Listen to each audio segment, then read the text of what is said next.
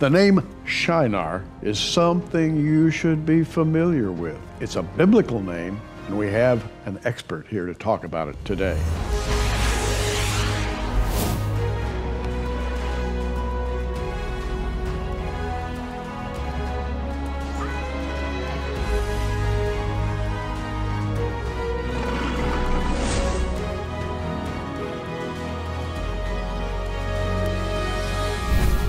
And his name is Dr. Michael Lake. Michael Lake, welcome to Prophecy Watchers. It's so good to be here today, Gary. Can I call you Mike? Please. All right, let's get down to business. We mentioned Shinar.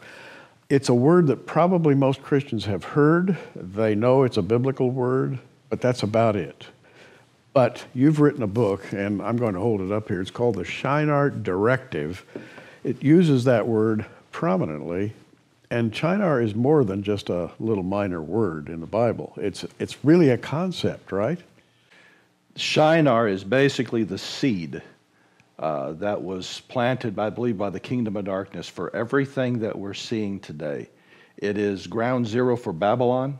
It's ground zero for the mystery religions. It's ground zero for the Luciferian elite.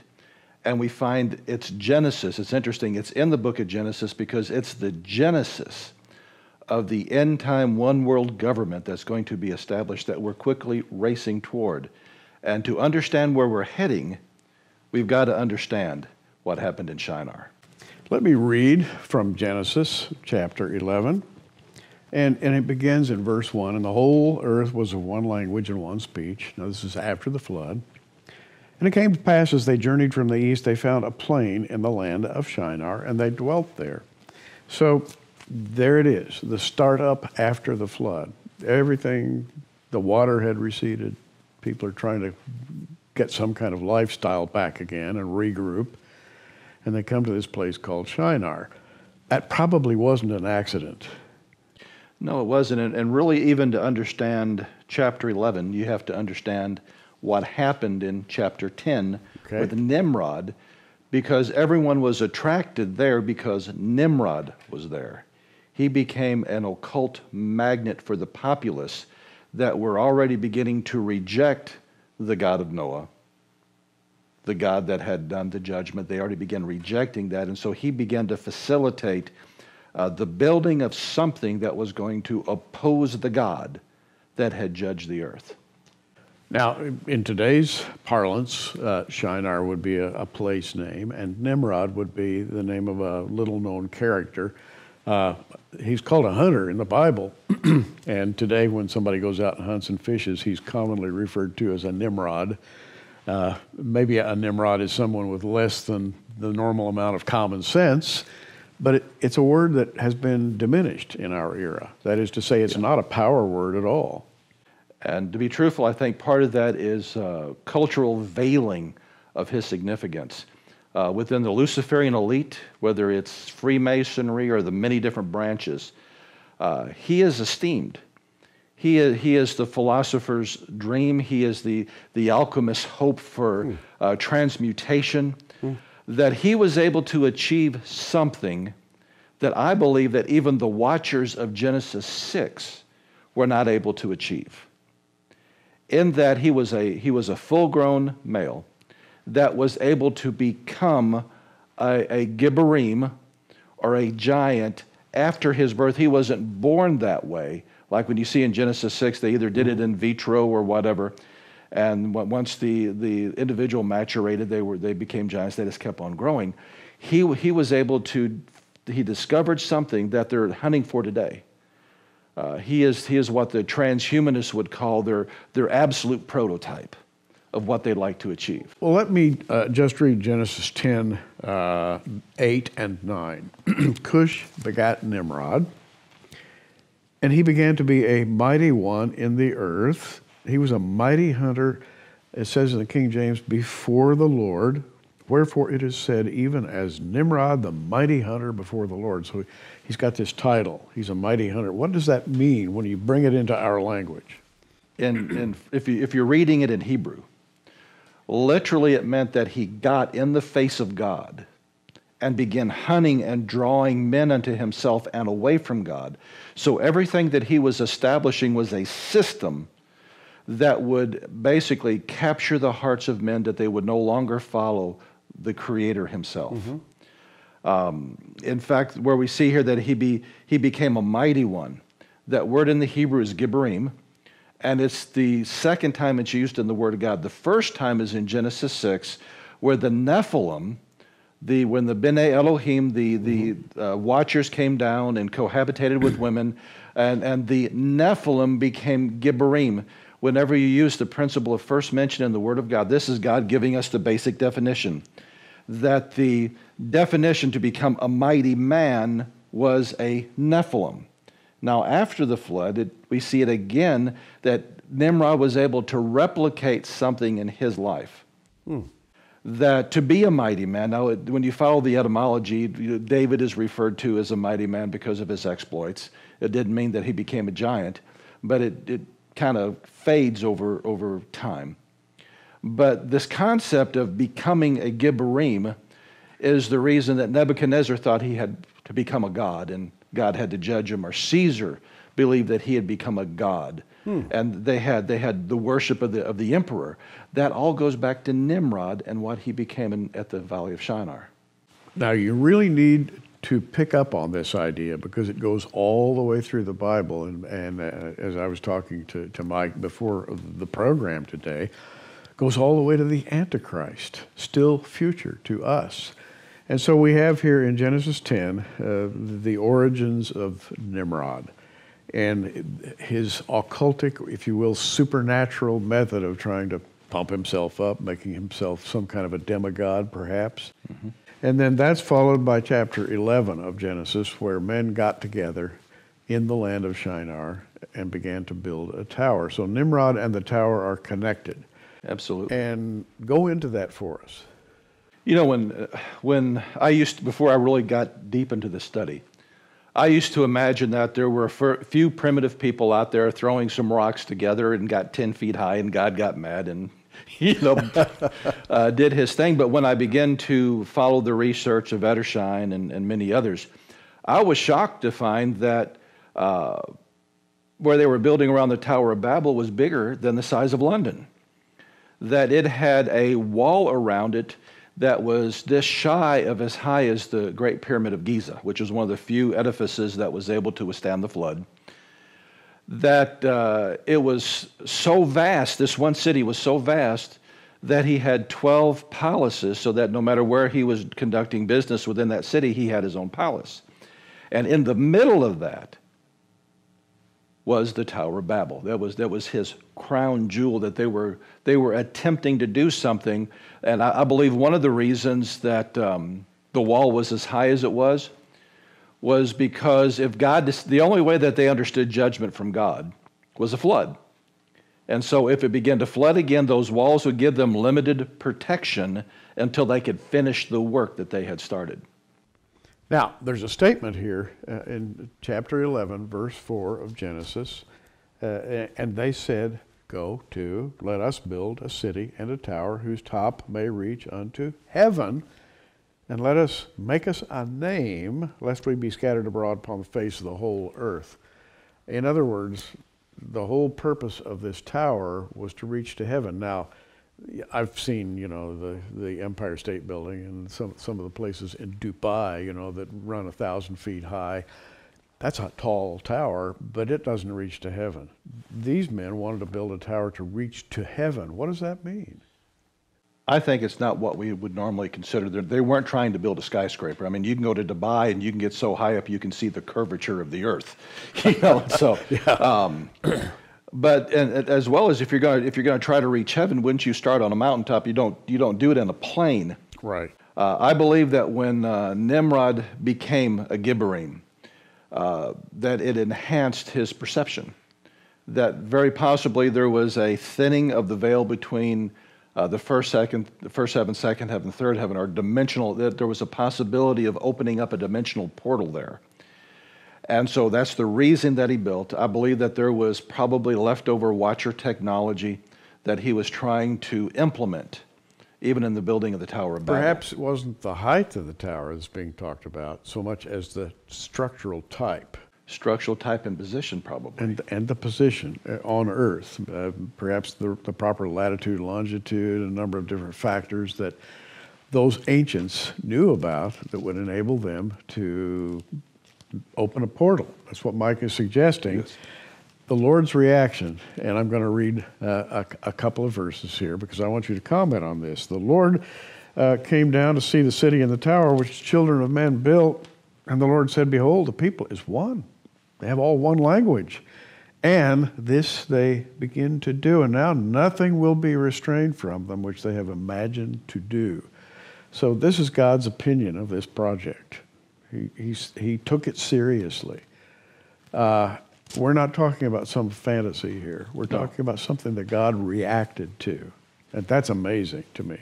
In fact, when you read it in Hebrew, when he said they were of one language, it literally has a picture of almost the tongue to the ear, that not only did they have the same language, like in America, we can go all over. We all speak English. If you've ever been in let's say, England, they speak English, but their English is vastly different than ours because there's something called dialect that can skew understanding.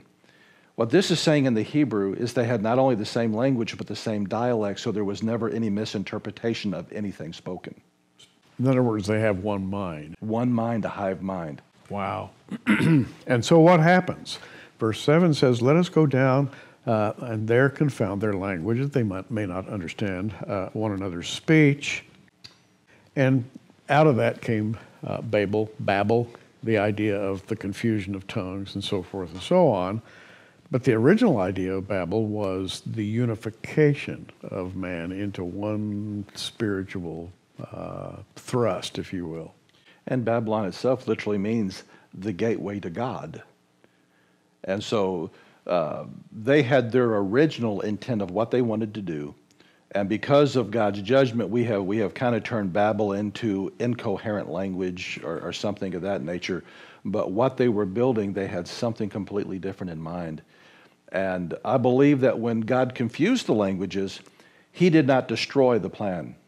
He simply postponed it. And that's why I call the book the Shinar Directive. I believe that Nimrod and his council, this is the genesis of all mystery religions. He set a directive for a long game plan for them to fulfill the vision that he had. Babylon at that time was the only world government. He was establishing it as the only monetary system, the only religion. We're seeing the world gravitate back toward that because the bloodlines and the philosophies that came out of his directive are all pulling us back to that very same idea. And what I have discovered about the Luciferian elite, they always look at the long game. It's not what they can do maybe over one generation, but maybe what they can do over 50 generations. And so they kind of we end up becoming the frog in the kettle as the water's heating up and not realizing slowly but surely that they have an end game. The book is the Shinar Directive by Dr. Michael Lake, and now that we've established a base for our conversation, and the base is in Genesis 10 and 11, and he's explained rather thoroughly the groundwork for this massive occultism, really, that's worldwide. It's a global phenomenon. It has been, goes all the way back to Nimrod himself. It's never quit being what it is, right? Absolutely. And your book then brings us right up to the present moment, starting with Nimrod and going through a series of iterations, governments, etc., and showing us that, hey, what began then is still going on today. Not only going on, but I think on steroids. Wow. One of the universal symbols for the unfinished work of Nimrod is the trapezoid. Of course, the Masonic altar itself is a trapezoid reflecting that work.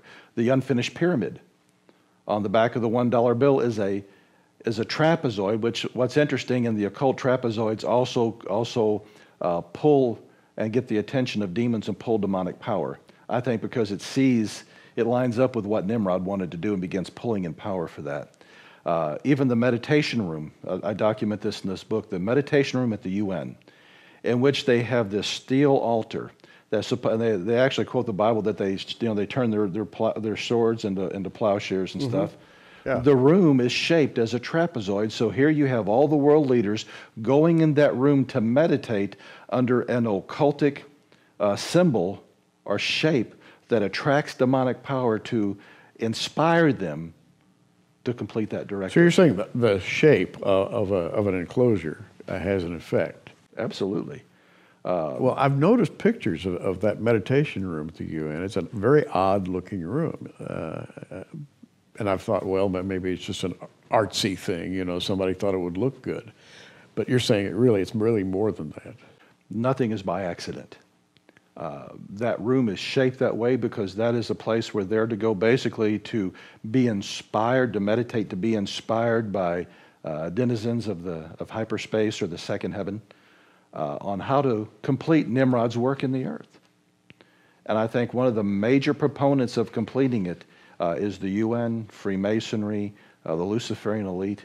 It's almost like dealing with an octopus, but the very core head of it are certain bloodlines that you can lead all the way back to Babylon.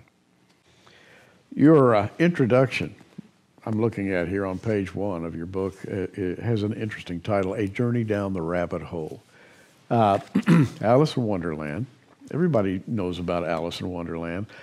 Probably more behind that story than meets the eye. It's commonly billed as a kind of a child's fairy tale, et cetera, et cetera. But in fact, it bears some striking resemblance to what's going on in the world. Yeah. It's sort of myth condensed into child narrative. It is, and I thought it was appropriate for what we're doing. God has us all on a journey. I was saved at 12, entered ministry at 13, went into the military, and God had me on different paths to where I had both military training, theological training. In the 90s, we were confronted by the occult, and I went for an extended period of spiritual warfare with them. Well, the military kicked in. I wanted to know the enemy. Mm-hmm. I wanted to understand their doctrines of war, what they had planned, and did a lot of intense study. In fact, some of the books, after I read them, I burned them. They were just that profane. But when I did, I literally went down the rabbit hole. I began to discover that everything that we esteem as civility in this world is nothing but a veneer. And it has been placed there by the Luciferian elite to keep us contained and controlled while they do their work behind the scenes. Now, you're not name calling. You're not pointing out this organization, that organization, saying this is bad, these people are bad, those people are bad, but rather you're pointing to a system that's everywhere. Absolutely. But it comes up in different ways, has different heads and different manifestations.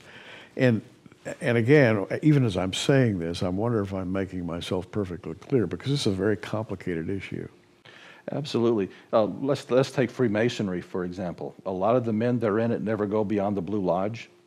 A lot of the things are not revealed. In fact, Albert Pike in Morals and Dogma says we lie. Basically, we lie to them and say all these symbols mean this. It makes good men better. You don't understand the reality of what's really at the core until you get up into the higher levels. So, in fact, it could make good men better at a certain level. In other words, it teaches discipline, it teaches an honor code, morals, ethics, and so forth and so on. So it could be said to be a beneficial organization. But at the same time, there's that poison pill with it, because their very first oath they take is at a trapezoid-shaped altar. Word for word, step for step, what you become with the first degree in Freemasonry is the exact same ritual to become a witch. Okay. And they're not told that. Now, having established all this, and what I want to do is make very clear what your book is telling us, that there's something going on that we don't see and that we need to see. For example, Jesus said, love not the world, neither the things of the world. And you just finished saying a moment ago, there are things in this world that appear beautiful and normal. Yes. But they're not. They are the things of this world. And so you're kind of agreeing with Jesus' mandate there, that we're not supposed to love the things of this world because behind them is this whole dark, hidden, concealed system. No matter how good it looks, there's this system behind it. And we're called out of that. I think that's why the Apostle Paul uses Abraham so much in his example of us Gentiles coming out, because at the time of Abraham, all the nations of the world were following the way of Babylon, if you will. In fact, Abraham was a citizen of Babylon. Yeah. His family's craft was making idols. God pulled him out, called him out to walk with him. That's exactly what we do with the gospel, is we call them out of that system. Once we're saved, we're strangers in a strange land, and we're looking for that city whose builder and maker is God. And we can't lose sight of that. You know, there was once a very popular science fiction novel with that title, Stranger in a Strange Land. And it was written by a man who, basically a very good writer, a famous writer, not from a Christian or even a spiritual perspective at all, but he was trying to explain the world through the eyes of a science fiction writer. And essentially the message was, there are things here that you don't see. You have to look for a long time before you see what's really going on. And as we're talking, my Bible is still open to Genesis here, 10, 11, 12. And we looked at Genesis 10, Nimrod, Genesis 11, the tower. And as you go into Genesis 12, guess who's there? Abram. And the Lord picks him out, pulls him out of this idolatry from the land of Shinar, I guess, if you will. Yes. And makes him something entirely new. Isn't that the gospel? I become a new creature. To be a Hebrew means one who has passed over. I have left Babylon. I'm now walking in a new kingdom. Jesus said that the gospel of the kingdom would be preached. God's kingdom. Yeah. Not the kingdoms of this world, not the Babylonian system that was set up by Nimrod, but we're to walk separate. The Apostle John, which is the only one who really refers to the Antichrist, he says our problem is the world, the flesh, and the devil. There it is. All in a nice little package. We're talking with Dr. Michael Lake, and it's my pleasure to talk to Mike today about his book. We've spent a lot of time on foundation, and for the rest of this program, we're going to go a little deeper into the book, and then on the next program, we're going to go really deeply into the book. But I wanted you to understand where he's coming from on the Shinar Directive. Extremely important message. In fact, all Christians should understand this, I believe. We've literally been hearing from people around the world that once they go through it, because I enter it as a teacher to help you connect the dots, once you go through it, you never look at the world the same because you begin seeing what's behind the curtain. You know, we were talking a bit ago about men trying to build something to reach heaven. Now, not necessarily physically, but spiritually. Create some kind of a wormhole or maybe a portal. That kind of work is going on today. Science, as it's called, science is trying to build portals to reach that same place, right? They are probably one of the most famous is CERN. There are many particle accelerators being used around the world, but I think it's the largest. And in my research, I also discovered that on their compound is the ruin of one of the oldest Apollo's temples. And so then you read in the book of Revelation, there's a portal open and Apollyon comes out of it. They've even discussed the ability to maybe open up a portal to another alternate universe or another dimensional reality. And so there's this inspiration that's going on behind the scenes, whether they realize it or not. There are dark forces, and you can have good men sometimes that are scientists that don't understand, that are being inspired towards something that's really beyond their comprehension until they open the door and it's too late. And the door may be in the process of being opened right now, even as it was back in Genesis 11. In other words, there's nothing new. No. Here, this is the same old, same old. Same old, but I think in steroids. One of the things I postulate in the book is the elite knew that they could not complete their work until the return of the Watchers. And when you look at the book of Enoch, they were to be released probably at the beginning of the 20th century. I see in the 19th century they introduce eugenics, Darwinianism, Spiritism, all these things that basically were brought together that basically empowered the Nazi movement. And all of a sudden you have this technological explosion, which is the signature of the Watchers. They knew that it couldn't come to pass until all these things fell into place. Well, Mike, it is my pleasure to offer your book to our audience. It's called The Shinar Directive, Dr. Michael Lake. And believe me, we haven't even scratched the surface of this book. We have laid out the thesis of the book. So I think if you're watching us today, you'll know what the book is about. But there is detail in here that we haven't even touched, right? And a lot of it, I should say. It's not about science fiction. No. What this book is about Christianity. It is about your walk with the Lord. It is about making you aware of the kind of world you're walking in. And I think Mike does a great job of that.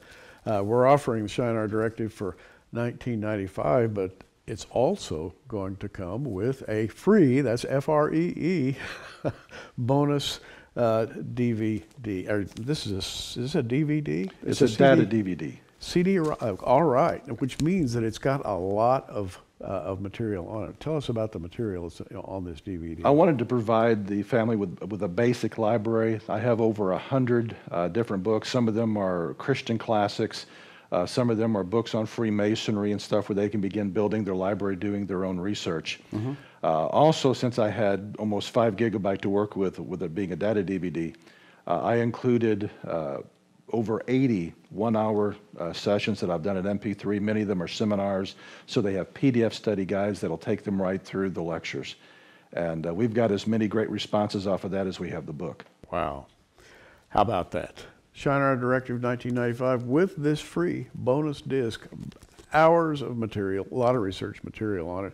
Also, I want to mention that you can subscribe to our magazine, The Prophecy Watcher, for $19.95, or we still have the charter subscription, the lifetime subscription to this magazine from now until the rapture, $100. Take advantage of that.